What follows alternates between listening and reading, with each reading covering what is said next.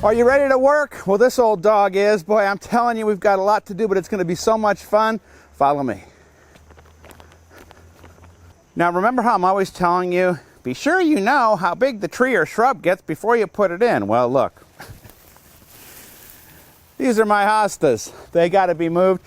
Either that or trim the shrub back, but I love this shrub. It's called Caria. It has these beautiful orange flowers in the early spring, and might as well just move the hostas. This plant is always going to reach its genetic width and height. If you keep cutting it back, it's not going to be happy. So the weather is perfect for moving some perennials. This hosta is called Empress Wu. It's supposed to be 4 feet tall. Let's find a good spot for it. Before we move it, we dig a planting hole. So the reason we're digging the planting hole first is we want that plant to be out of the ground the least amount of time, and we're just kind of guessing on the size. I'm going to add some compost, mix it in with the native soil, then we'll go over and get that Empress Wu hosta.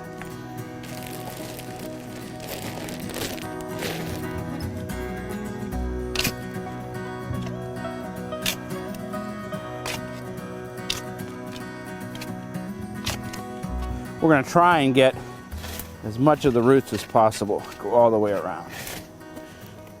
That's why I like these long tree spade type shovels for this sort of job.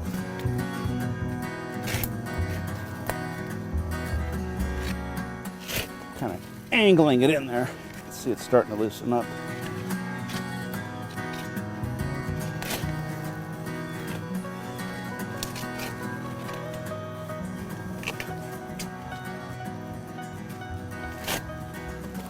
There it is. Okay. That's perfect. Let's get it over into the planting hole as quick as we can. And we just want to make sure we don't plant it too deep, and that's a little too deep. A little compost in there. Put it in there. Oh, that looks perfect. And then our backfill goes on top. Then some water. And I've got 3 or 4 more of these to move. So I've got to figure out where I'm going to put them. All right, water's next. I always like to give them a little bit of a dish here so that when it does rain, it'll collect the water. You know, the hosta's going to struggle for a little bit, but they're tough. And once it gets established, we'll have a nice spot for this. It's much better. Going to really soak it in, and we're going to keep it watered until the ground freezes. It'll get established, and as I said, that's a better spot for it. You see how that little dish holds the water. Let it soak in. Now comes the fun part. We're going into the vegetable garden, and look at these plants that I found at Best Feeds. They look great. Arugula and beets, great fall crops. I love arugula, and I'm telling you, these plants are beautiful. Get some nice compost here. This is a bed like we planted those mustard greens in last week. That doesn't get enough sun during the summer, but as we lose the leaves, this will be the perfect place for them, and they'll be happy in the spring too. Okay, come on. There we go. That's the way we want it. And I'm just going to kind of pack them in here. Geez, there's like 2 or 3 plants in each one, but that's okay. And then when we get later in the season, I'll show you how we protect these, even though they are tough. Really kind of a weed. And I'm putting them in 3, 2, 3, maybe 4, and kind of doing a little pattern here to get them close together. They will grow together and just be a carpet of arugula. And boy, I cannot wait to be harvesting this later in the season. It's exciting. Kind of a little grid pattern.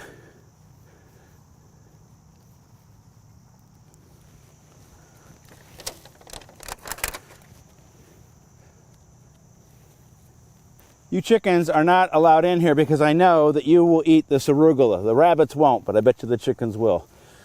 Thank you.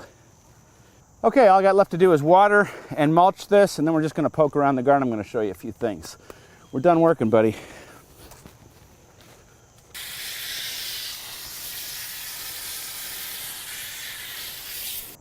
We want to keep the soil evenly moist, and as these plants grow up, we'll add some more mulch.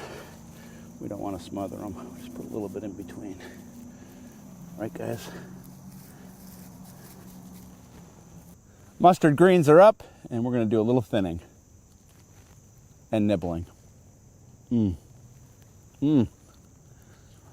Nice.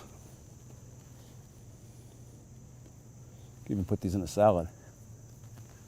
You gonna help, Max? Well, check out this salvia Wendy's Wish. It's going nuts in this container, and the reason is I've been feeding it with this grow. Now, no one's paying me to tell you about grow. I just love this stuff, and I'm gonna keep this plant fertilized and others like it in containers all the way up until the end of the season to keep them happy. I don't really put on enough. I can see that it's starting to get a little tired. That's why I'm out here. This will reinvigorate what's in here. I have a couple other plants to do. Then we're going to finish up. Hey, those aren't weeds behind me. Those are wildflowers. Enjoy them. The forest is filled with them. Now be sure to follow me on everybodygardens.com. We have lots of good stuff going on there. You can even find out how to come to Portugal with me next spring. We're going to have so much fun doing that. Now we've got lots more work to do, and we're going to show you all about it next week. We'll see you then.